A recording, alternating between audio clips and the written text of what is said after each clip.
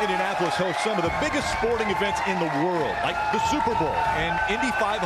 And for the PBA, maybe the most coveted title of them all, the U.S. Open, right here at Royal Pin Woodland, the only bowling center to have hosted all 5 of professional bowling's major championships. As we see inside here, let's take a look at today's 5-man field. It's a diverse one, starting with number 5 seed Andrew Anderson with 6 tour titles, and one of those the 2018 Masters, which is very different from Tim Foy Jr., the number 4 seed, looking for his first ever title.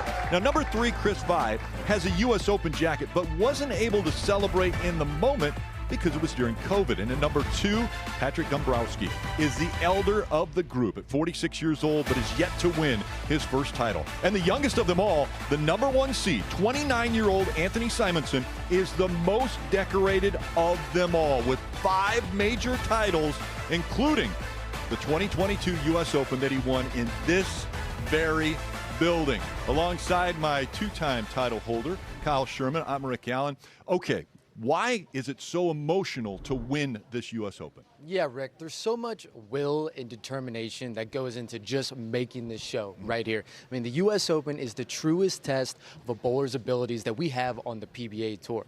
These bowlers bowled 56 games across 4 different patterns, and they did everything between throwing plastic down the lane, lofting the ball 30 feet down the lane. I mean, you saw it all this week. And when you make this finals right here as a PBA bowler, you prove to everybody and yourself the caliber of bowler that you are. And I mentioned the 2022 title that went to Anthony Simonson.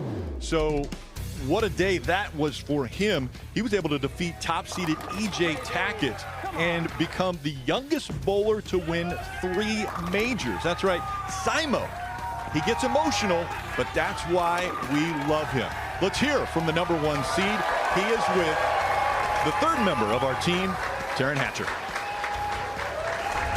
All right, Simo, you have such a special history with this place, and you told us last night, regardless of what's going on, we're in Woodland Bowl. And that alone brings my confidence up. Where do you feel that added level of confidence impacts your game and the way you're able to approach competing here the most? I mean, I think when you have confidence in yourself, it's easy enough to believe in yourself and make good shots. And we're going to go out and try to make 10 good shots today and see what happens. Now, last night when we talked to you, you had ripped up your middle finger pretty good, and I know it was hurting a little bit towards the end of last night. How's it feeling today? I know you had a treatment plan, so how is it going? Yeah, we've been nursing up with a little bit of Neosporin and bandage. I've got Oragel on it now. For all of you people who use your thumb that rip it open, if you ever rip open, Oragel helps numb it. So keep that in mind whenever you rip open. Somebody get this man a sponsorship. Okay, thank you for the time. We'll see you a little bit later. Thanks. And there you have it. Health tips with Anthony Simonson. Simo giving us tips about a torn finger. All right. The first match is coming up next. We have Andrew Anderson taking on Tim Foy Jr. Welcome inside the center. That's what they're shooting for on this championship Sunday. The green jacket as well as the 2026 U.S. Open trophy. And the crowd getting a little raucous here. Okay, Kyle, talk us through the U.S. Open 43 oil pattern. Yeah, Rick, today we're bowling on the 43-foot oil pattern. The bowlers, this pattern is designed to play the outside part of the lane. So bowlers are going to be bowling around the first arrow, maybe a touch left going into the pocket. What you're not going to see early on is bowlers throwing a big hook from the inside. This pattern has a speed bump down the lane. And what happens in that speed bump, if you hit it going across the lane and don't get your ball to hook before that, it just hydroplanes and never gets into a hook. So bowlers are going to elect to play the outside part of the lane. They may migrate in a little bit as the lanes transition, but we're going to see a lot of high rev players playing the outside part of the lane. They have a great entry angle into the pocket. We should see some high scores today. Here are the first 2 competitors, Andrew Anderson, the 30-year-old, and Tim Foy Jr., the 38-year-old. Here are the 2 players. I'm Tim Foy Jr. from Seaford, Delaware, and I'm here to win my first major. Hi, I'm Andrew Anderson from Holly, Michigan. I was runner-up last year. I'm here for redemption. Higher-ranked bowler determines who goes first, and so Tim Foy Jr. said, Andrew, I'm going to let you, the young bowler, hit that left lane first.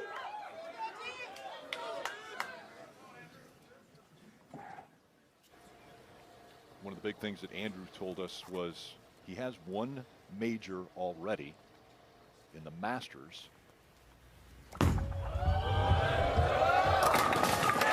Strikes with the first ball. He said, if I get another major, I'm in the Hall of Fame. I think about that every day. Yeah, that was very apparent on Andrew's mind. And it's something as a young bowler you might not think about, but once those titles start collecting, once those majors start collecting, especially a U.S. Open title, that dream becomes very real. Tim Foy Jr.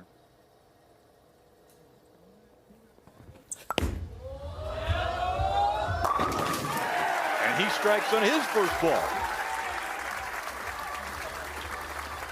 Really tough format, too, on this one, Kyle, as far as the different oil patterns they've got to deal with, the number of games they're playing. Yeah, these bowlers bowled 56 games this week, and the idea of this week was 3 angles. The pattern designs for the 4 patterns was for the players to have to play inside. They would have to play the track area, which is around the 2nd, 3rd arrow, and they also, like this pattern, makes them play outside. So bowlers had to play all different parts of the lane this week, and the bowlers that you see here today were on top of their game. And he leaves the 7-pin. We heard him talking to himself there. One of the things he said was, that was for you, Kaylin, one of his children. Savannah and Kaylin back home watching. See shot by Foy here, looking to get off to a great start with the early double. Comes in just light.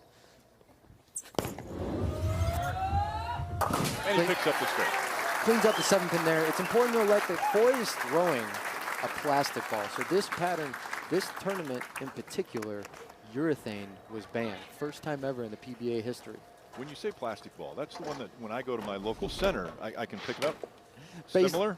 Basically. Okay. Foy is throwing a ball that performs very similar. It's technically a reactive ball, but it performs such like a plastic ball that it barely hooks. Now, Andrew electing to go with a slightly stronger ball, a storm concept.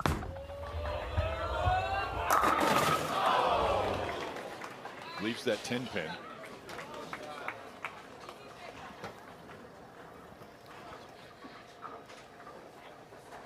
Ten-pin there by Andrew. Good shot there. Looking to stay even with Foy. That spare ball, the straight ball. We go back a year ago at Reno, Nevada. Andrew Anderson winning the PBA Mike Albee Nevada Classic. That was a rematch of the 2025 U.S. Open, where Andrew Anderson faced E.J. Tackett. Ends up being his 5th career singles PBA title and his first in 2,478 days. Think about that. It had been a long drought. There hasn't been a long drought for Mike Albee, though. Saw Mike in the crowd there, and that a big miss that we just saw out of Andrew Anderson. Yeah, a little wide there by Andrew, and it looked like he might have missed it at the bottom of touch. We mentioned earlier, as we take a look at this shot, a little quick, that ball gets out to about 2 down lane, leaves what we call the super washout. He's got to get that ball to hook early. If you're not getting the ball to start early, the ball really doesn't like to hook. Wow, big miss there for Andrew Anderson. Yeah, open frame there. This pattern right now, especially early in this block, is all about keeping your angles in front of you. You can't give the ball away a whole lot, and that was the challenge of this pattern. That's what these players had to face this whole week. That's why they're throwing balls that don't hook a whole lot. Again, they weren't allowed to throw urethane. As we see Foy is throwing an axe, this has a 1.0 hook rating, the weakest ball you could possibly throw. And he leaves the 10-pin as well. So a difficult situation there for Tim Foy Jr. And again, the spare ball that they're going to throw, pretty much straight. They're not worried about spin at all. They want to go right after that single pin. Correct here. This is an actual plastic ball that Foy's going to throw. Looking to spare here to keep the lead on Andrew. And we want to remind you, if any of the pros on today's show bowl a perfect game, everyone in America can receive a free game of bowling courtesy of Go Bowling. To pre-register, you can visit gobowling.com and sign up for the Go Bowling Free America promotion.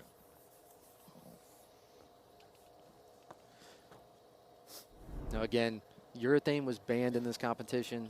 players would probably elect to throw that in this case, in this situation, but they can't. That's why Foy is throwing this semi-plastic ball, and Andrew's going with a reactive ball that kind of resembles urethane. But Foy here, and that's what you're going to see out of a plastic ball like this. It doesn't quite have the driving capability. They're opting for some control over a ball that has maximum carrying capacity. As we see Foy here, wraps a 10-pin. 6 goes right around the 10 there. This is going to be the challenge. He's going to be able to stay into the pocket, but once he gets that 10-pin to fall, he's going to be able to start stringing them together. Much better than last one. 3 frames in a row. He goes 9 spare.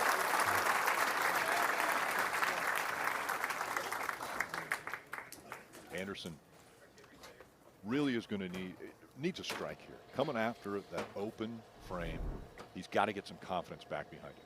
Yeah, at the end of the day, you got to get settled in. You know you're bowling for a major, but it's 10 good shots. It's bowling. It's what you've done all week. He needs to get dialed in right here. Got the head pin and the strike for Andrew Anderson.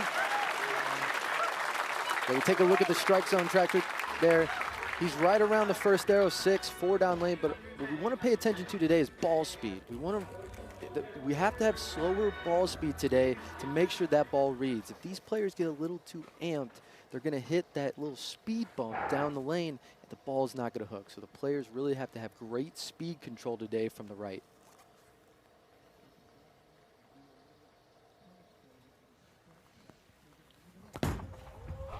Pick up. 18.1 miles per hour. Yeah, you can see this. You can see 18.1 miles an hour there from Andrew, and that's something to pay attention to here. If he has a shot that maybe doesn't quite get up to the head pin, we'll see if that speed was amped up a little bit. Interesting for Tim Foy Jr. Here is a guy who puts a lot of work into his day job, which he is a corrections officer. He's a sergeant at a penitentiary, and he leaves the 10-pin again. Having a hard time. I have to get out of this ball. You just heard him have to get out of this ball. Yeah, 3 times in a row now he's left the 10-pin. Yeah, that was a huge double by Andrew. If Andrew doesn't find a groove there, Foy's okay with staying in the pocket. As we see Andrew here, Foy wraps the 6 around the 10 again. And he picks up the spare. The fact that Andrew put that double on him makes Foy think, okay, now Andrew's going to keep striking. I have to start striking. 9's not going to be good enough. Taryn. You mentioned him. He works as a correctional officer when he's not bowling, and he said he's grateful that at his work they are incredibly accommodating of his competition schedule. But we dug a little deeper on that, Rick, and it turns out Tim works tons and tons of overtime hours and to be able to accumulate the comp days that he needs in order to take this time off to compete. So always working towards the bowling, guys. And there's the strike. Yeah, very hard working for Tim Foy Jr. to be able to have this opportunity to be a professional bowler. He's done it for 13 years and looking for his first title, as he is right now out in front of Andrew Anderson. We're at the halfway point of the first match. We'll be back right after this. Hey, take a look there. That's DJ BK entertaining the crowd here. And there's a few bowlers from Marion University that are here to enjoy the PBA and the best in the world. As we get ready for Andrew Anderson's 6th frame, a strike here, Kyle, could put him right back in contention to win this game. Yeah, we have a chance to have a little back and forth going here. Coming out of commercial break, Andrew just needs, he threw a double. He needs to regain that feel, regain that tempo, make sure he keeps his feet under him, and just throw a good shot here. Andrew, a 7-time member of Team USA. And he gets the strike.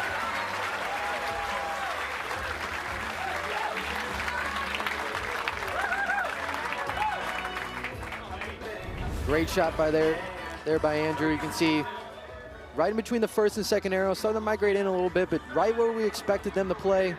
That's exactly where this pattern is designed to play. You really can't play anywhere else We saw a lot of high scores from these high rev players attacking from the right side of the lane. You mentioned high scores. Coming up next will be Chris Vi, and he had 2 300 games in match play this week. Anderson strikes on the left lane. So now the momentum shifts to Andrew Anderson's side. Tim Foy Jr. is going to have to put some things together. Yeah, Andrew's scary when he starts to get comfortable. One of the better shot makers on our tour. When he starts getting solid and you see that little look in his eyes, it's dangerous for the rest of his components on this finals. Now Foy, he has to step up here. He's had some carry issues. He's got to get a little touch going to get a double here. And there he got it. So why did he pick the 10 pin up there and had trouble with the earlier frames? It's just a little bit of a feel thing, you know, getting that ball to either read a little bit sooner, shape a little bit more. Could have been a little bit of a hand position deal. He's getting the ball to face up a little bit more on the pocket. When he rung those 10 pins, the ball is coming behind the pocket just a smidge, but it's enough to have a difference between 9 and a strike. And you see right now the max scores. Anderson still with the advantage if he were to strike out. Foy leaves that 10, but the messenger picks it up. Wow. What a messenger there by Foy. That was dirty. My bad. As we can see here, head pin off. I don't even know what pin that was. That wasn't even the head pin to hit that. Look at him. Yeah, baby, you're not done yet. You know, we talked to Foy yesterday, and it's about getting the breaks. He's felt like on TV that the breaks have gone against him. That's one that you can check in the Foy's corner right there. He gets a few more of those. Look out. And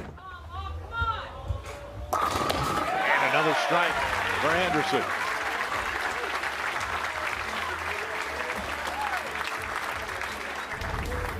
Great Got a shot five-bagger here. Yeah, great shot here by Andrew.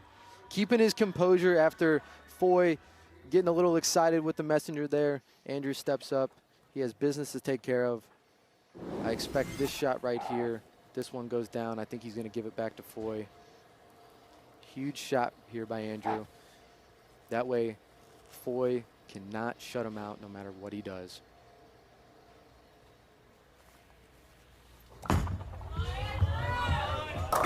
Oh, and he got it. Another strike for Andrew Anderson. And now a great situation where he has put all the pressure on Foy.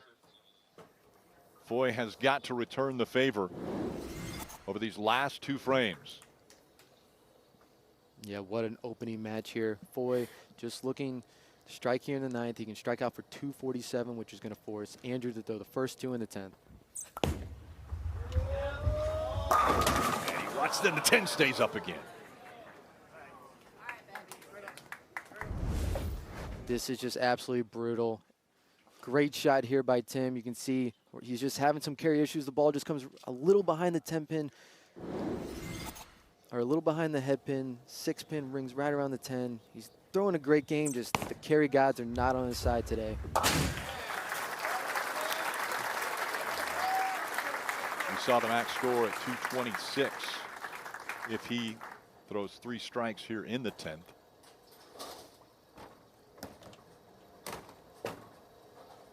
Yeah, it's not over by any means, but he has to fill 3 strikes in the 10th here, basically forcing Andrew to mark in the 10th. Damn. Come on. Never know.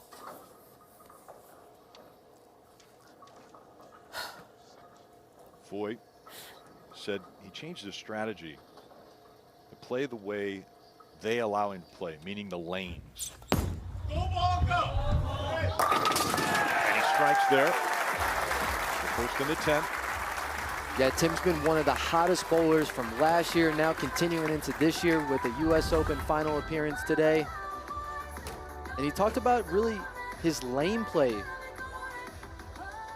learning how to adapt to the lanes, learning how to play the lanes for what they're calling for and adapt his game to that. Just learning how to be a little bit more versatile and not forcing the issue as much. Calm, cool, and collected. Tim Foy Jr. still is. His mom and dad, Anna and Tim, are here. He decided to take a second re-rack. So there's a 25-second shot clock. And these bowlers can have a re-rack, catch his breath, just like you saw him take a deep breath there. Maybe trying to ice Andrew Anderson. It's a little bit of both. He's maybe icing Andrew a little bit, but this is a must-strike situation for Foy right here. And he got it. Great shot there by Tim. He got it to the friction just a little earlier, so that ball caught the lane and drove through the pins so much better. You can see here he got this one just a touch wider, about 3 down lane. You can see it read, and now it's shaping into the pins much harder, knocking down all 10. You can see that 6 pin coming off the sideball, hitting the 10.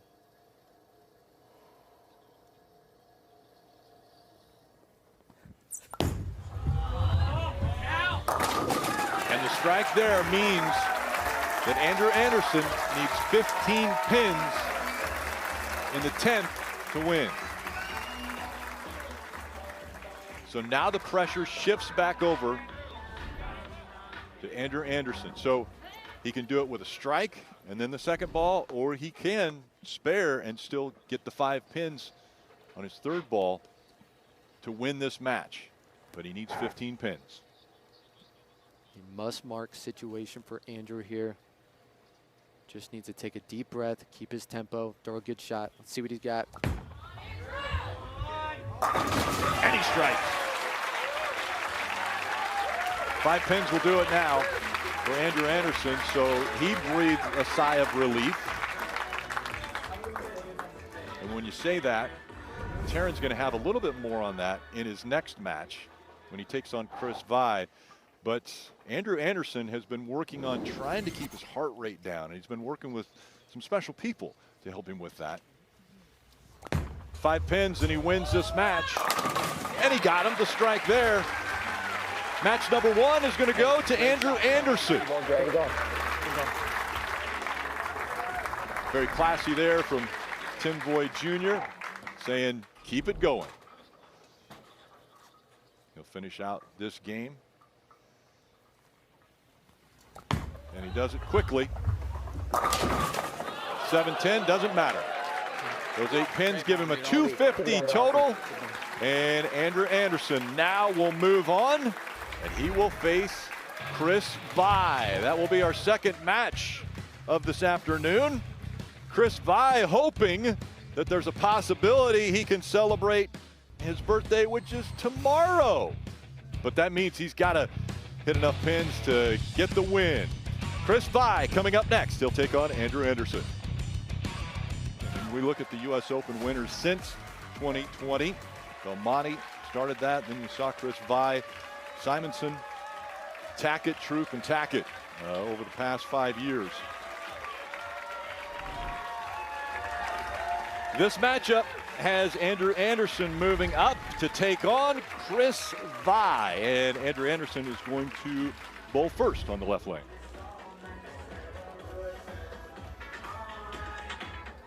Andrew, a bowler that was following in his brother's footsteps more than anything. Started out in MGMA bowling in Michigan at 11 years old in that youth league. You were supposed to be 15 years old, but he talked him into letting him bowl because he wanted to be with his brother who was bowling in the league as well and was older. And he'll leave the 10 pin. Yeah, I think that's what helped forge Andrew into the player he is today. When you're at a young age and you're developing and you're always getting pushed by older players, it just helps you develop so much faster. Andrew here, you can see he's throwing that storm concept, leaving a weak 10 there. And again, that spare ball, fairly straight, and he picks up the spare. And he will take on the number 3 seed, Chris Vi. I'm Chris Vai from Blacklick, Ohio, 2021 U.S. Open champion.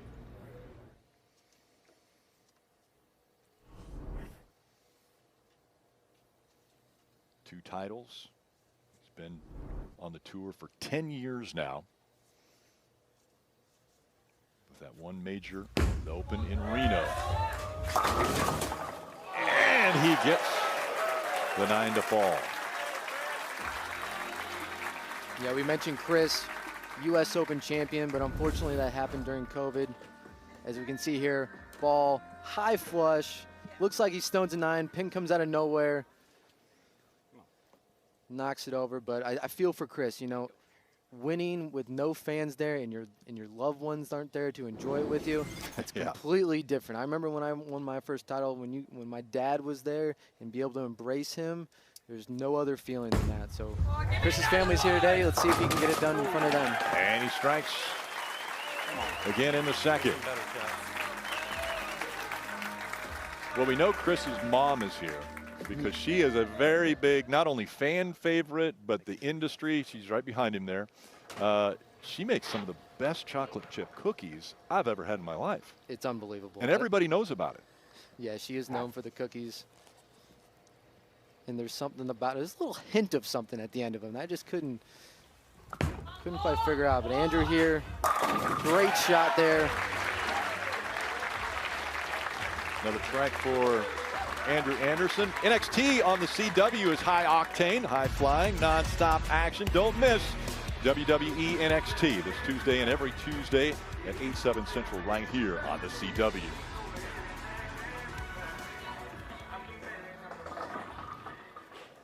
So after the spare, in his first frame, he comes back with a strike. We'll see how he does as he goes back to that left lane.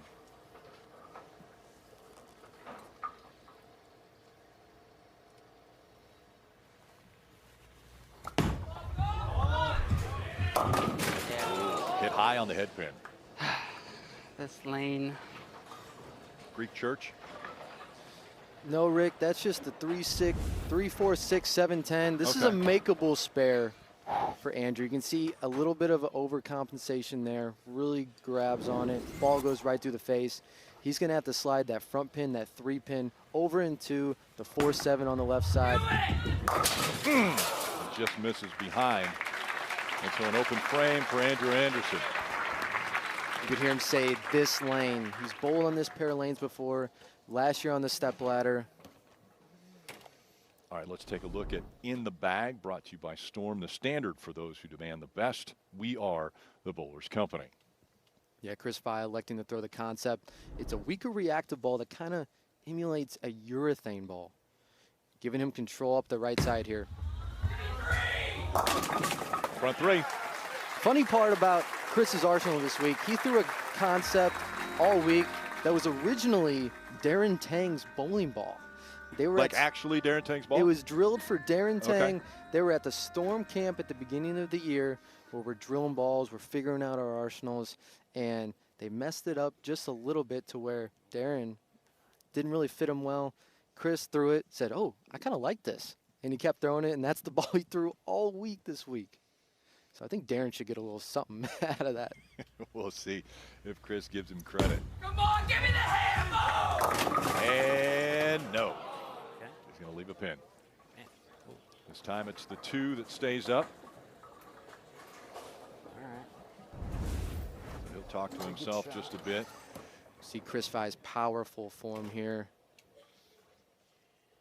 Very, very strong bowler. Actually takes a lot for him to slow his speed down. Ball comes up light. You're seeing these players get a little confused on this lane. They're having some balls come light. Andrew's ball last shot went through the face. And he picks up the single pin spare. And it's important to note this set of lanes in particular. These bowlers bowled 24 games of match play, plus all the qualifying, 56 games total on a different bay of lanes. This set of lanes wasn't used all week, so this is new to them. Now, Andrew, making the show last year, he bowled on these lanes. Now, typically, guys have issues with this right lane. The left lane is typically the better lane. But right now, this left lane is giving them issues. Andrew Anderson coming off of an open. Oh, and he's got the 7-10 split. So now, I had mentioned earlier how Andrew Anderson keeps track of his heart rate. He said that yesterday, when he was in that final match to determine if he was going to make the 5 and another open frame for Andrew Anderson, but he said he was looking at his watch and his heart rate just shot up.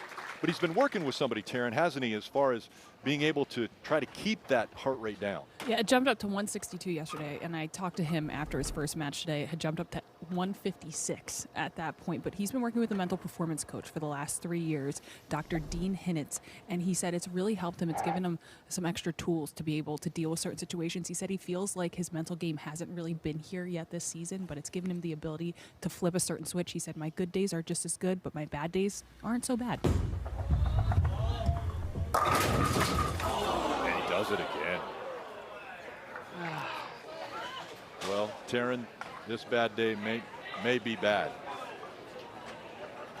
Yeah, unbelievably bad break there. It's hard to describe how bad back-to-back 7-10s are. Looked like a pretty good shot after losing a little bit of pocket control on that lane. I think he was happy with that quality of shot. Just terrible break going back-to-back 7-10s. And just to let you know, he had a 7-10 split there. That has only been picked up on television 4 times in the history of the PBA. So that's why they're going for 1 pin, not trying to pick up that split. Yeah, you're not really seeing guys throw it as hard as they can. They're just trying to get the pin, get the count. Now, Vai's been handed a gift here. Back-to-back Owens by Andrew. Time to really put the hammer down. And he strikes. Good shot.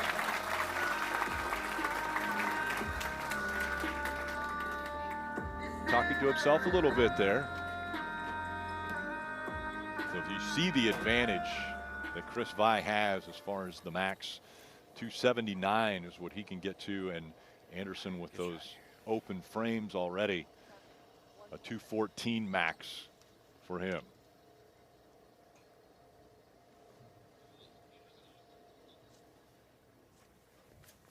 Boy, Chris! And he gets the strike.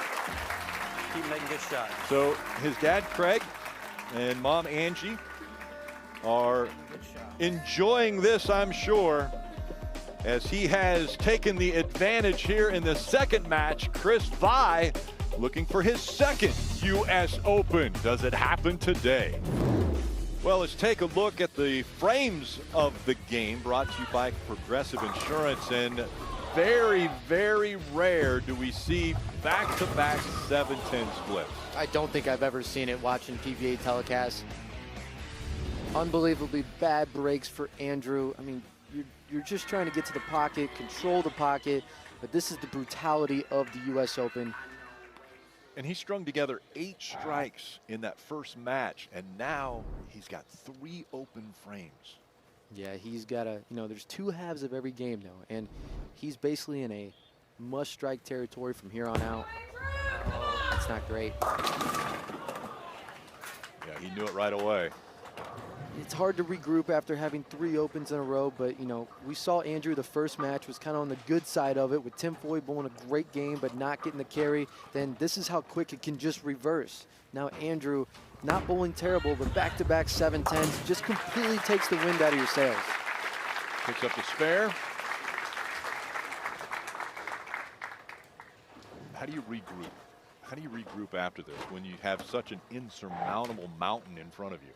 Yeah, I mean, it's hard, especially when your opponent only has 1 miss through 6 frames, but you just got to get back to basics here. Try to clear your mind. Try to just do what got you here in the first place. Ring 10, so he leaves the 10 pin. And you hear him, that heavy sigh. Just not going the way that Andrew Anderson thought this second match was going to go. He picks up that spare. You see now the max at 293. Yeah, Rick, what a crazy game bowling can be. Andrew shooting 250 last game, and then this game can't find anything. There's mom and dad we talked about. Craig and Angie.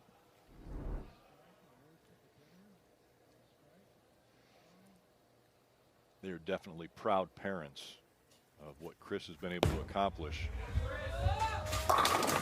And leaves the 9-pin. A little up.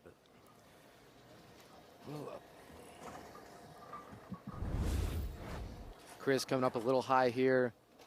Just leaving the 9-pin. A little interesting, starting to see some early hook develop on these lanes, meaning that ball is really hooking in the front part of the lane, causing this lane to go high. And this lane is actually notorious for that. It tends to hook a little bit earlier, and again, is usually the troubled lane. Picks up that spare. I mentioned Mom and Dad so proud. At the Hall of Fame induction ceremony earlier this year, we saw Chris Vi get the Tony Reyes Community Service Award. And that's because he is so philanthropic, very involved in BVL, which is Bowlers to Veterans Link, as well as striking against breast cancer. He gave just a beautiful speech up there, very eloquent. And so it's great to see what these bowlers do outside of their day job, which is right there, striking, but also, giving back to the community. Yeah, Chris, very stoic on the lanes, very intense, but off the lanes, such a great guy. I used to room with him a lot on tour, very fun, and then gives back to his community. Such a great individual. So now, if you're Andrew Anderson, you got 3 frames to go. Little help on the messenger there to get that strike. Did you see him smile? Maybe got away with one, which is good to see him smile. He knows that this one is really out of his control. Chris Vi's put together a really good game. This isn't my strike song. Yeah, he's going to replace this. It was funny. We were talking with Andrew Anderson, and he said, I have to have some How am I type supposed to bowl after that? an intensity. And he says his music that he likes to hear is very intense. But then when he's away from the bowling alley, he'll listen to country music. He'll listen to whatever it is, but has to have that emotional roller coaster. Yeah, I think it matches whatever he wants to get across, right? When he's bowling, he's a very intense individual. Likes to really get after it. So the music has to match that. But outside of bowling, Andrew's a great guy. Loves to spend his time outdoors. He likes to listen to a little country music, which I can get behind that.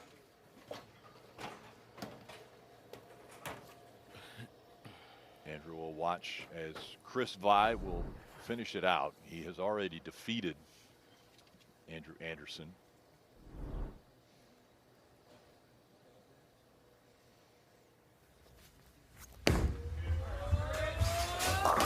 And he strikes in the 9th.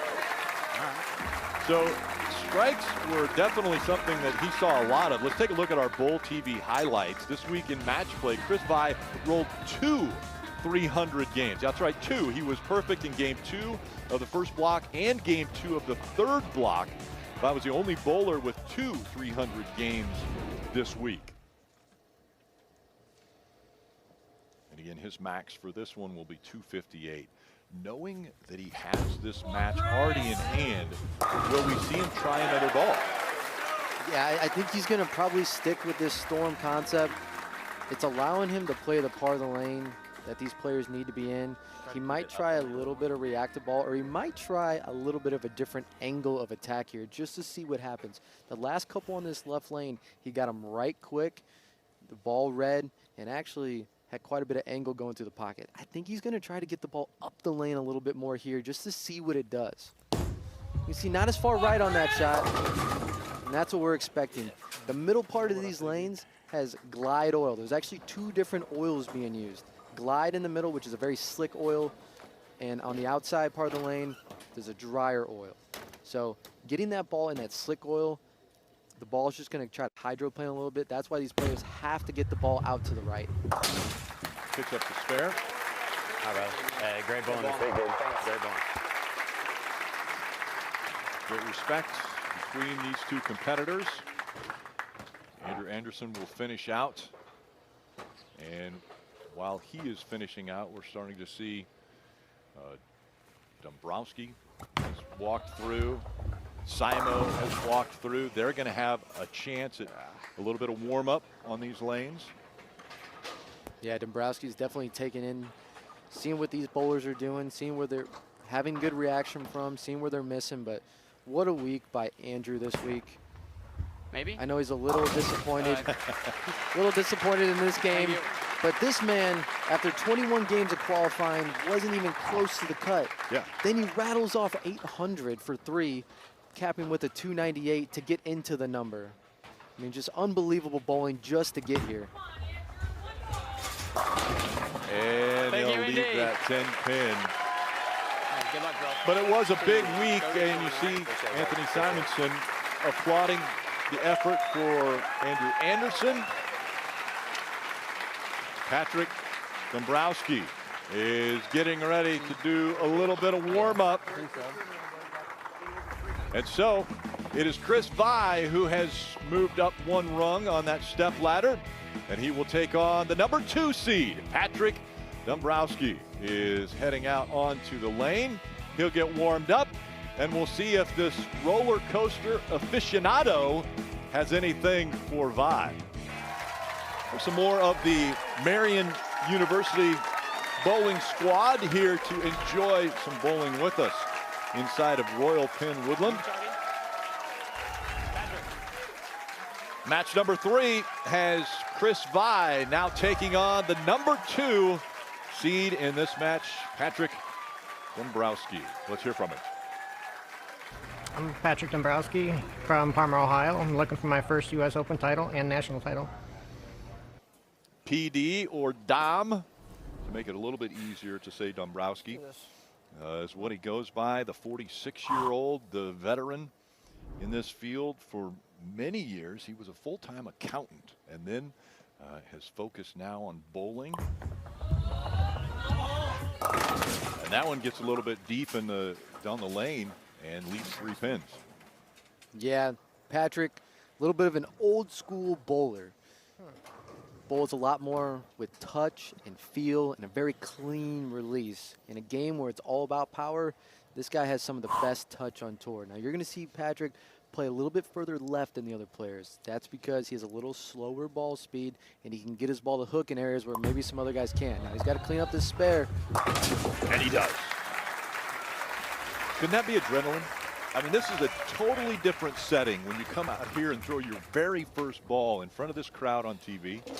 Absolutely. You cannot replicate the feel that it is to bowl on TV, especially if you haven't done it in a while. I watched Patrick throw quite a few pocket shots in practice. That one just got a little ahead of him. Now, Chris has a great look with this concept. This is the ball of the week for these Storm guys. Great first game, shooting 246. Let's see if he can keep it going. And he gets the 10 default and strikes in his first frame. Hear him say a little love tap on that 10 pin there. 6. Barely gets a 10. Little side profile of Chris here. Again, just such a strong bowler. Great release. One of the young two-handers when I was growing up bowling, who was bowling two-handed before it was really popular. He was very unique in his style. And it's just good to see the player that he's grown into, especially over the last 5 years. Well, when you talk about young bowlers. Strike there for Chris Vi. Young bowlers, I don't think they get any younger than Chris Vi as far as when he first bowled. He bowled at 18 months, and he had to throw with 2 hands. I mean, you've got a 6-pound ball. How does an 18-month-old kid throw a 6-pound ball without using 2 hands? I mean, look at Chris. He's an athletic dude, strong guy. He's got a 37-inch vertical leap. I mean, it doesn't surprise me. Now, Patrick needs to respond right here. Patrick Dombrowski, and he'll get a strike. Second frame. And he's a thrill seeker. Taryn, we've talked a lot about what's on the back of his jersey, and we had no idea Patrick Dombrowski had that backing. No, absolutely not. So what you're watching here is his YouTube channel, Team Coaster Bowlers. Patrick is obsessed with riding roller coasters. He said he estimates he's ridden 140 different coasters. Anytime he's competing within 30 minutes of an amusement park, he's going to ride some roller coasters. Every Sunday when he's home, he goes to Cedar Point. He's jonesing get to Saudi Arabia to ride Falcon's Flight, the tallest, longest, fastest coaster globally. And that hit pretty square on the head pin. He leaves the 3-6-10. This is considered the toughest makeable spare for professionals. You got to hit it at just the right angle. It's very choppable. You need to hit just on the right side of that 3-pin. Or the left side of it and get a little lucky. He picks it up. So you're saying there's luck involved in sometimes spares? In bowling, there's a lot of luck. Okay. All right, so he picks up the spare. And now Vi working on a double.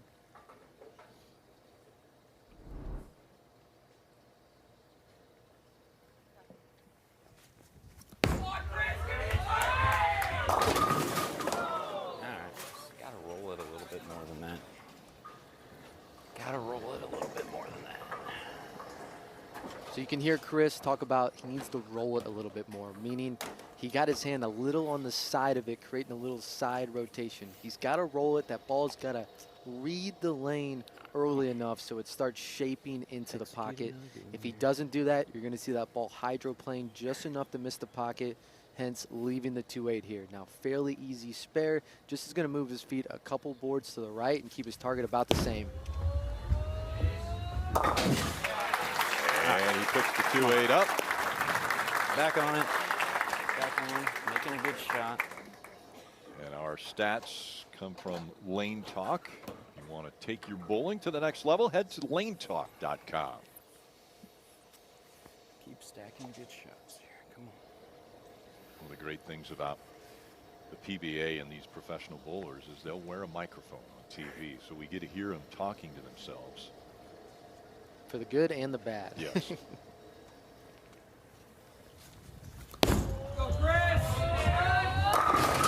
Great shot there, right in the pocket.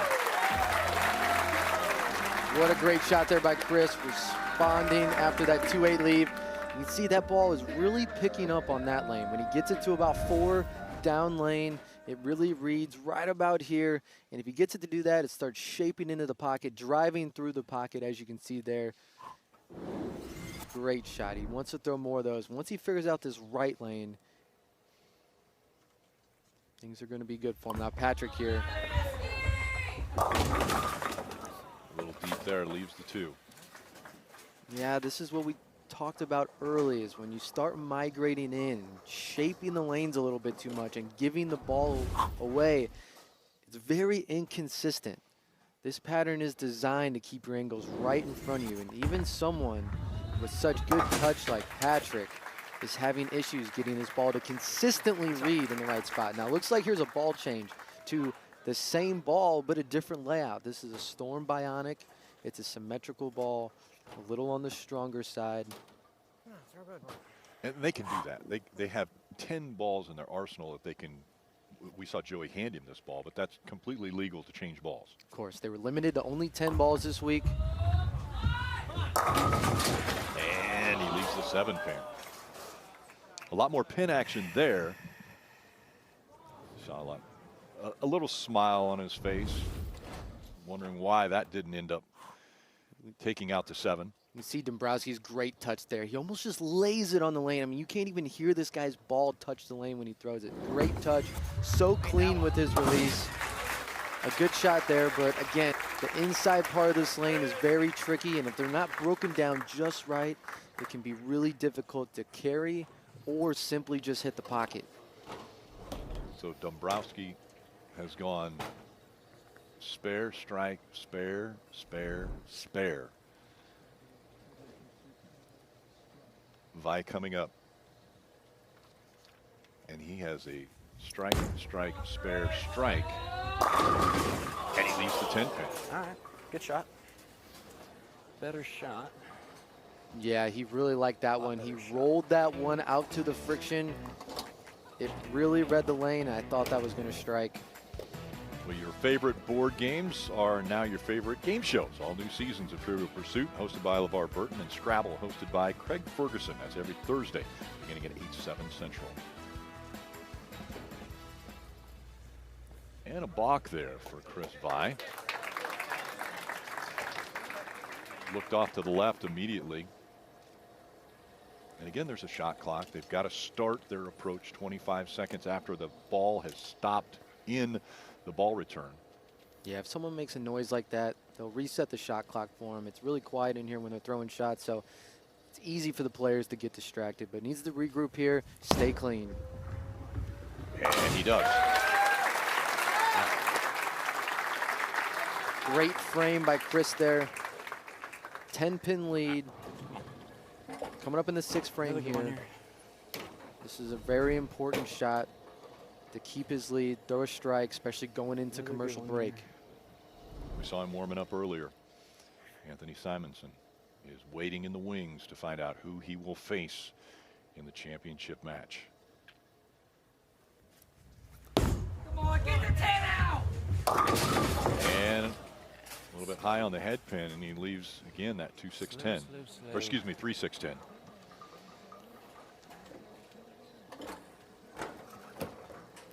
Yeah, here's a 3-6-10. What he's going to have to do is hit the right side of this 3-pin.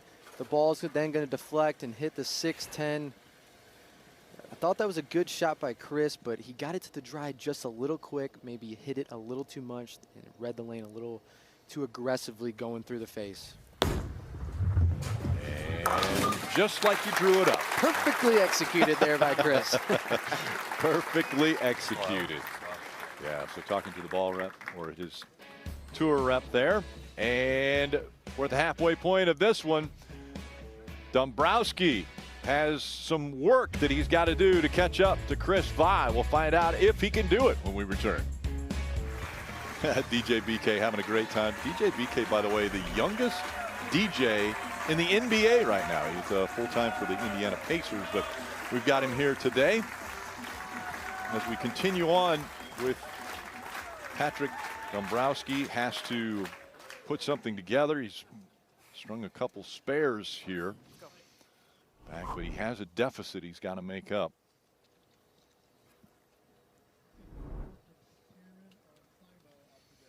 And there's the strike right out of commercial break.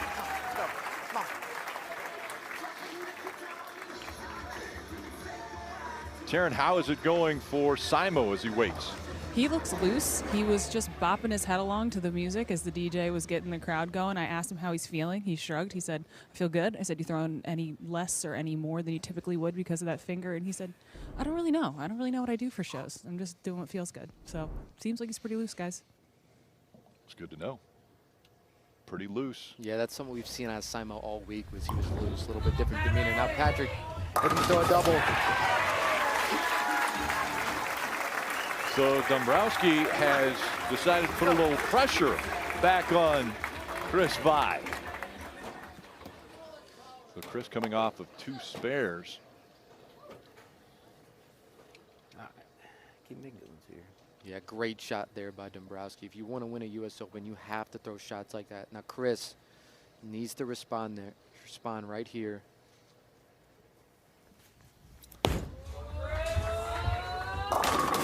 And a strike there for Chris Vi. With those 2 strikes, that has put Dombrowski in front of Chris Vi. Better one over here. Yeah, you can see 3-pin difference in their max scores. They're basically tied up here. Last shot on this lane, Chris got a little slow with his ball speed. The ball hooked early, leaving that 3-6-10. You can hear him saying he needs to throw a better one here.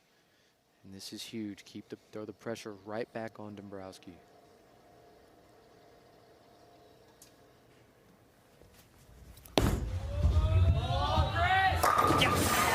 Perfect. Right in the strike zone.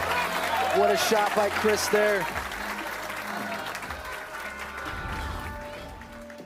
He needed to throw a better one, stepped up, great touch here, did exactly what he needed to do, splits the 8-9. That is a shot worthy of a U.S. Open title right there. And he's going to have to make a lot more of those if he wants to take it home. Now Patrick back up, threw a double, starting to dial it in here for the turkey. And he gets it. Little love on the trip 4. So now Patrick Dombrowski has got that 3-pin advantage as we see the max scores. He can't falter, and now he can put a little bit more pressure on Chris Vi if he puts a strike up here. The beautiful form of Patrick Dombrowski there, always solid, always steady, giving us a little pointer there. Giving us a love there. Yeah, I love it. Now right here, the shot maker, PD. Let's see what he can do. Yes, we're starting to see confidence now out of PD. Dom has figured it out. It's amazing what a little commercial break can do, regaining your thoughts. This was a ball change. It's reacting much better than his first ball that he was throwing. Remember, it's the same ball, just a different layout. And you can see there a little confidence. Great shots there, Chris. Let's see how he responds. Working on a double. And he'll strike. That a boy. I mentioned how young Chris Vine was when he started bowling at 18 months. He won his first tournament when he was just 4 years old. But away from bowling, Chris is a golfer. Like, he thinks that golf and bowling they go hand in hand, because he says you're really on an island in both sports. You're bowling and you're mentally, focused in bowling, and you have to do the same thing in golf. Yeah, a lot of parallels. A lot of bowlers are really good golfers. Chris here needing a great one. And he leaves a 7-10. Oh.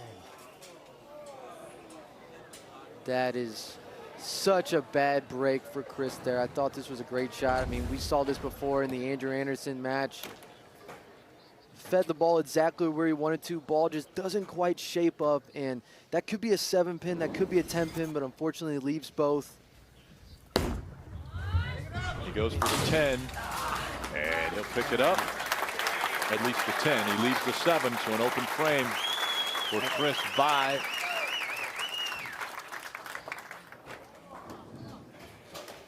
Yeah, the 7-10s, Rick, have been the story today. It seems like people are getting momentum, and then all of a sudden, bam, a 7-10 comes out of nowhere and just puts the brakes on it. 8 pins to win for Patrick Dombrowski. And he'll be one step closer to his first title. He got him. He strikes to start the 10th. And that means Patrick Dombrowski has moved up the ladder. He will face Anthony Simonson. So now finishing it out, does he throw a different ball? Keep it going. Or does he stay with what has worked for him? I think he's going to stick with this ball. I think the lanes aren't going to transition a whole lot from here on out. They've kind of settled in. And since coming out of commercial break, he's really liked this ball. See him cross over there. I mean, nothing can go wrong for him. But we've seen that. We've seen guys go on these runs, and then all of a sudden, these 7-10s go out of the way. So, I think he's going to stick with this ball. Patrick Dombrowski is a shot maker. He's just going to try to throw the best 10 shots he can. And now that he's been settled in, I think you're going to see the best version of Dombrowski in this next match against Simo, and he's going to need it to take down that man.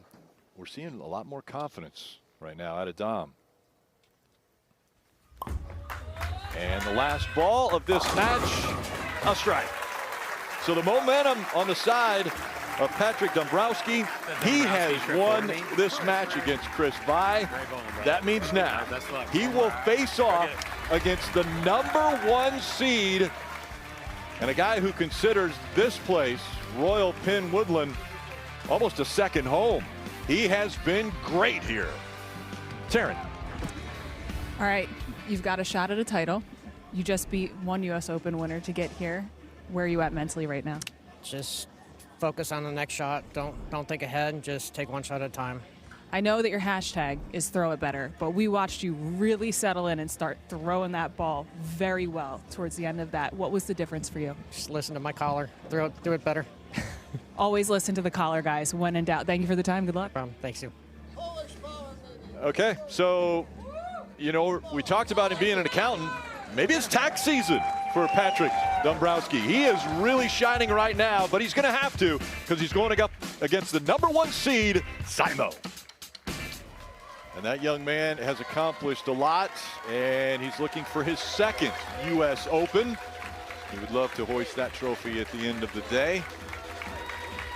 Let's take a look between the arrows and compare these two. Talked about the age, the years pro. The titles is the major numbers here. 16 for Simonson, and Dombrowski could get his first today.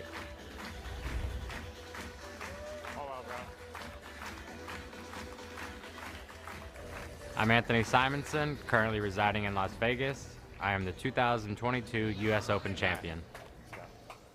Be great. Interesting here, Simo electing to start on the left lane, which means he's going to finish the match on the right lane. This left lane has been the problem lane for the bowlers today. Let's see how the champ starts out the match. With a strike. You'll notice we've had two-handed bowlers, one-handed bowlers, but they've all been right-handed bowlers. Yeah, a little different from our first couple shows of the year. All right-handed bowlers, all playing very similar parts of the lane, all breaking it down, managing this transition. That's what Simo's strength is. He manages transition better than anyone. Now Patrick Dombrowski looking to start his match with a strike. And he does. How do you take on the #1 seed? Well, you back up his strike with your strike. You know, it's never easy winning majors. No matter what you do, you're going to be going against a giant like Anthony Simonson in our sport, Patrick Dombrowski. This would be an incredible feat, going for his first title and also a major, a U.S. Open. Looking to start off with a double. And he does. So now, counting his last game, that's 9 strikes in a row for Dom. That's not foreign territory, because earlier in this match, or in this week, he bowled 23 strikes in a row. He had a perfect 300 game, and then he backed it up with a 299. Yeah, Dombrowski was out of the number, out of the cut. He was on the outside looking in, goes 300, and then follows it up with a 299 on an extremely demanding pattern. Absolutely unbelievable. A Simo here looking to match. And he leaves the 10-pin. Real bad shot. Hear him say bad shot there. Ball enters the pocket. A little bit of a flat 10. That 6-pin just lays in the gutter there. I think Simo was a little off with his touch and feel. He's able to make these little manipulations with his hand position and ball speed better than anyone. So he's more in tune with how he can throw the ball than most. And he just felt like he was a little off on that shot right there. But good spare, stay clean. Remember, Simo's coming in cold here. Dombrowski has a really good feel of what these lanes are doing. 9 in a row for him at this point. Simo looking to get back on track here with a strike in the third. So he picks up the spare and now moves back to that left lane. And the 7-10 split. You have got to be kidding me. Another 7-10 split. I mean, this is absolutely killing the bowlers today. Simo, this looks like a great shot here. Ball just again comes behind the 10, but I don't think I've ever seen this many 7-10 splits in a match before. Go for the 10, he gets it, and leaves the 7. So an open frame for Simonson in third. I mean, at this point, Rick, it's who can stay away from those 7-10s. I mean, the bowlers are bowling fairly similar games as far as shot making goes, but those 7-10s are just such devastating opens in the middle of the games. And again, we remind you that this will be an uninterrupted final. Oh no. Patrick Dombrowski. A big split here. Looks like Dombrowski got a little slow with that one and pays maximum penalty. Can we call this a Greek church now? That's a Greek church right there, Rick. Thank you. He's going to go for the 3 over to the right over here. Really just going for counts. He's working on a double. If he gets any more than that, he'll be thankful. But wow, what a missed opportunity for Patrick right there. Both with open frames. Both with open frames. Had the real chance to nail the coffin in the Simo early, but now we still have a 4-pin match.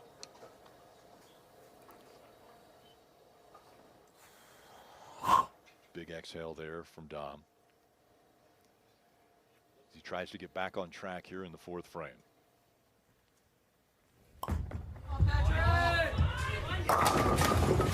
He'll leave the 10 pin. Yeah, these lanes are getting a little tricky for him there. That one, he got a little quick with his ball speed. The shot before, you can hear him say he threw it a little slow, made a little over adjustment on this left lane, got a little fast, needs to pick the spare. There you go. And there is the spare for Dombrowski. Well, Saturday, the stars of the NASCAR O'Reilly Auto Parts Series roll into the entertainment capital of the world for racing at the Las Vegas Motor Speedway. High speeds, high stakes, and no holding back in Sin City as the drivers go all in. Don't miss a second of pure raw racing from Las Vegas Saturday at 5 p.m. Eastern, 2 p.m. Pacific, only on the CW. And of course, Anthony Simonson from Las Vegas, Nevada.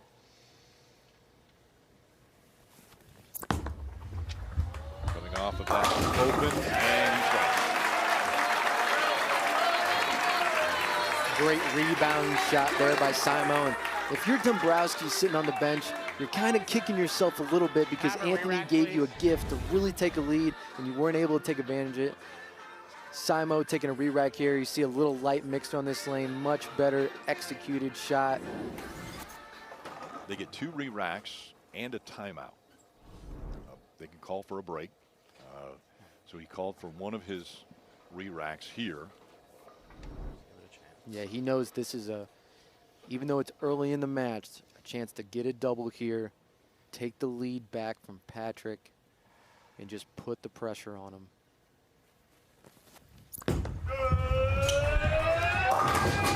Brooklyn leaving the 6 pin. We see big miss down lane here by Simo. Pretty similar at the arrows. But that ball just did not get right enough. Almost crosses over, almost gets an incredible break, but still pretty lucky. Only leaving the 6 pin, easy spare. And we have a U.S. Open match right here. I mean, this is what you see at a U.S. Open. The lanes are a little bit ugly. The players are a little lost. They're trying to figure out the lanes, making these little adjustments. And it's about spare shooting. It's about high-quality shots. And whoever's going to make the best shots, the best adjustments down the stretch of this match is going to be the U.S. Open champion. Patrick Dombrowski has the opportunity to upset the #1 seed as he strikes here. His max score 251 if he continues to strike out. And we've seen him go on runs. We saw him in the last match go on a 7-strike run. Yeah, Patrick, his superpower is repeating shots. Once he's able to find that groove, he stays so solid. His release is so clean. He doesn't grab it all. He just has to find it. And once he finds it, he can repeat it over and over. Oh, he didn't like it off his hand, but he gets to Brooklyn. He strikes on the left side. Oh my God, what a break. I mean, we just saw Simo throw a very similar shot. Doesn't get the love, leaves a 6 pin. Patrick getting the love on the Brooklyn. And when the lanes are a little tricky like this, when you're bowling for a U.S. Open title, you'll take them however you can get them. He's not proud of it, but he'll take it. I guarantee you that. Yes, he will. So now, Simo's got to respond. Yep. After a Brooklyn by your opponent, let's see what he does. Right.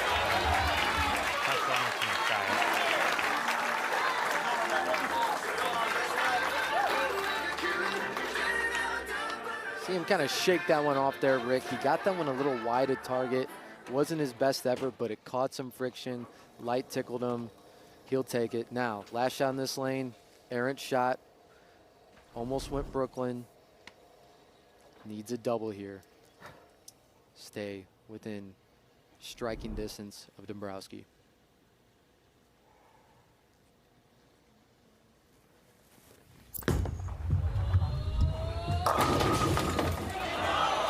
Messenger doesn't deliver, and the 10 pin stays up. Yeah, good shot here again by Simo. They're just having a hard time on this left lane. getting the ball to face up to the pins, to the pocket, that 1-3 pocket correctly. Just leaving the 10 pin. Simo knows that he's fallen behind in this match, and he really needed that choice. hit. You hear him say nice choice there. He's referring to his ball Such choice. a bad choice. At this point in the match, Now, why he's does not everybody scoring have to like he carry a would Brooklyn want. against me? Every single person. It's out of your control, dude. So what would you like me to do? standing 'Cause there. I'm not going to be able to win the match throwing that ball. You like it right lane. I mean, I've got.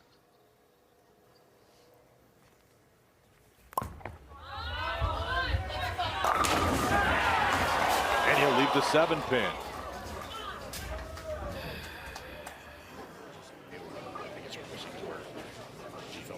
Simo and the reps there talking about a ball choice. I didn't throw the item. See Dombrowski here. It's never easy, Rick. Winning a major, that shot probably falls 9 out of 10 times in qualifying, but it's a major. It's a chance to take the lead, and the bowling gods just aren't going to give it to you that easy.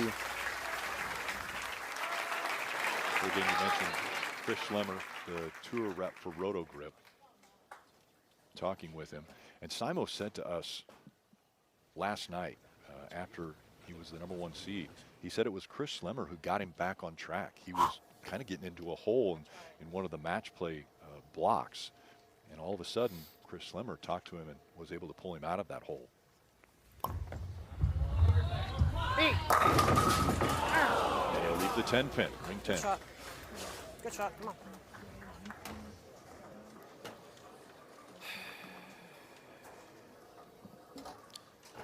Yeah, great shot there by Dombrowski. Leaving the 10 pin. Needs to spare it here. He still has a lead on Simo. Needs to keep it. You got the spare. After the show, head to the PBA social media at PBA Tour for the Go Bowling U.S. Open post-game show presented by AMF.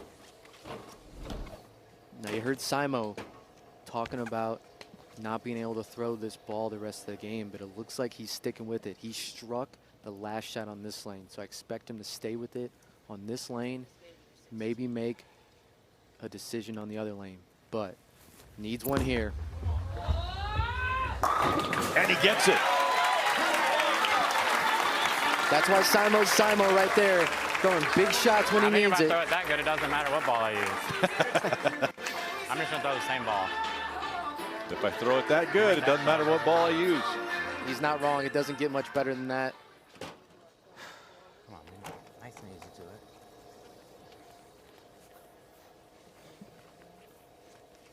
And you see where they are. That open in the third frame for both bowlers. But Dombrowski has the advantage with those back-to-back strikes.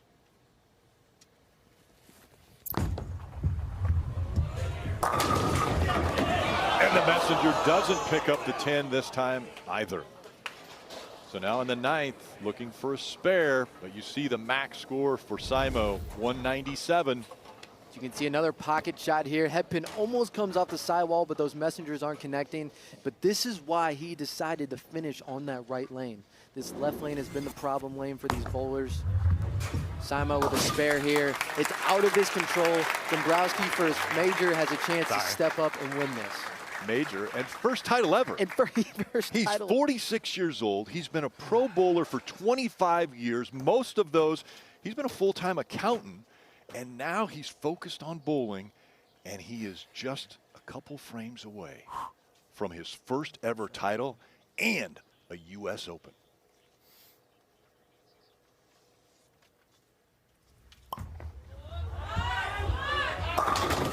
And he gets a strike of the ninth.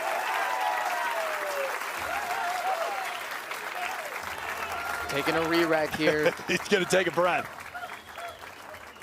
Justifiably. 19 pins. 19 pins in this 10th frame locks up a U.S. Open for Patrick Dombrowski. Yeah, this is the biggest shot of Dombrowski's career. Strike right here. Puts him in the 2-0s.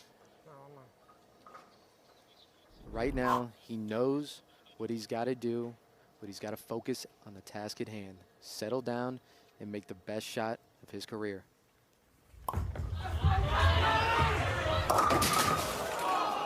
Split 8. So now he has to get this spare. He has to get this spare to put the pressure on Simo. How tough is this spare? In this situation, Rick, this spare becomes exponentially harder. Has to spare and get 9. He's going to need to hit the right side of this 3-pin and have the ball deflect into the 10-pin. And he does it! Dom is 9 pins away from his first ever title. 9 pins, and he wins the U.S. Open. Unbelievable spare and an unbelievable moment for Dombrowski. 9 pins, and he is a major winner.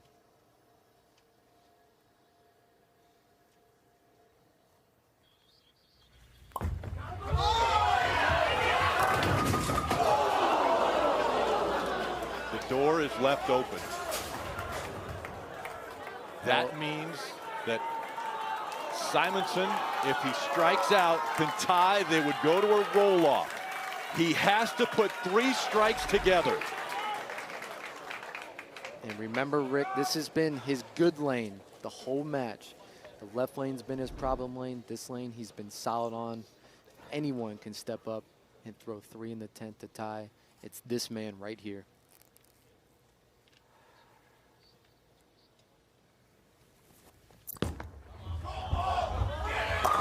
He got it. The first one is down. 2 more, and we go to a roll-off.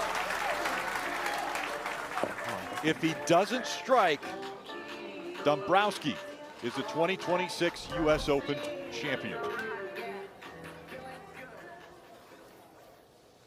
Talk about pressure. Yeah, Simo here again. Great shot in the first. He's just got to stay within himself. He understands this moment is huge, but you have to dial it down and just execute the best shot you can.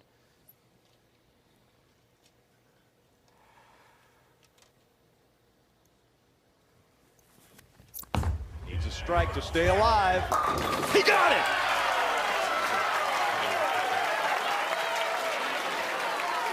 Everyone inside Royal Pin Woodland, they're holding their breath after he releases the ball.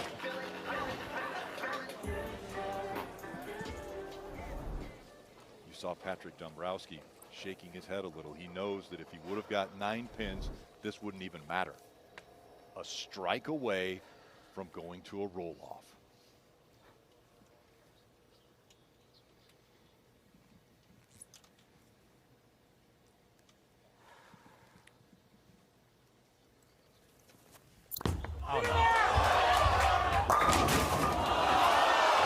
Another one. Dombrowski is the U.S. Open champion.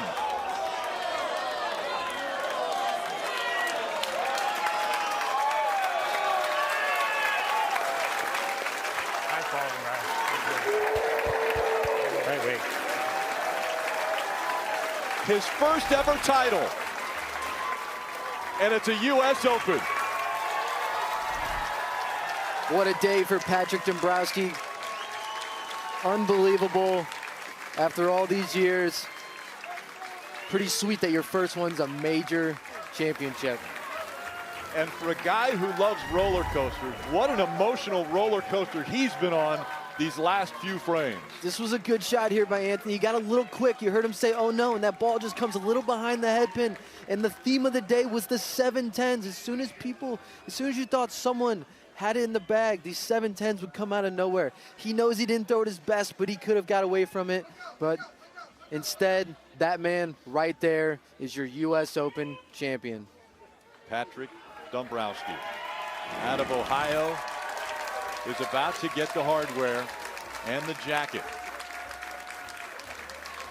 With us today presenting the jacket is USBC President Dennis Hacker, and presenting the trophy will be Jimmy Clapper, the general manager of Royal Pin Entertainment. Taryn? What do you want from the old guy? All right.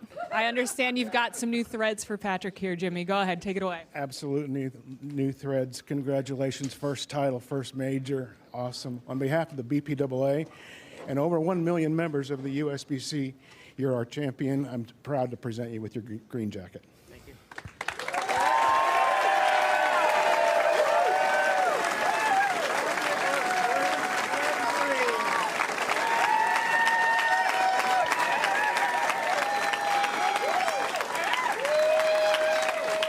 This is amazing.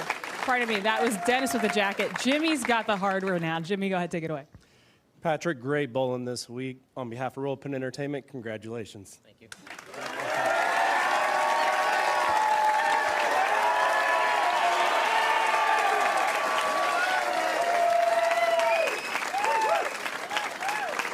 Patrick, your first PBA Tour title, and you are the 2026 U.S. Open champion.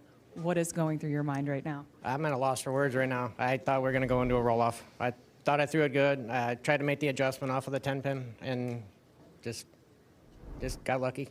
As that one came to a conclusion, I was looking at your face there, and you just took a moment, and you were kind of staring off. And I was just wondering, what are you thinking? Also, what is your heart rate as that is coming to a close?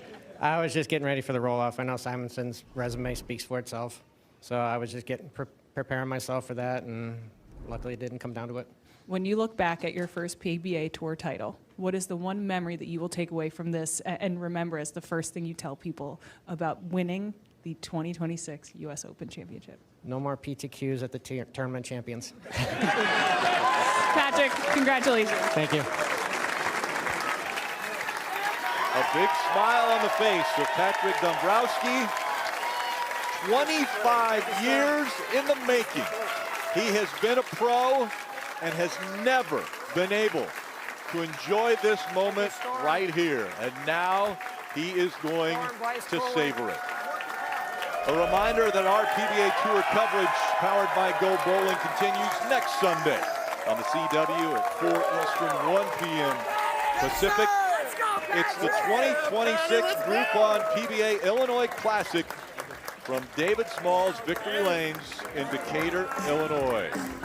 For Kyle Sherman, Taryn Hatcher, and our entire CW crew, I'm Rick Allen. So long from Indianapolis, Indiana. Marion University, that's how you win a U.S. Open.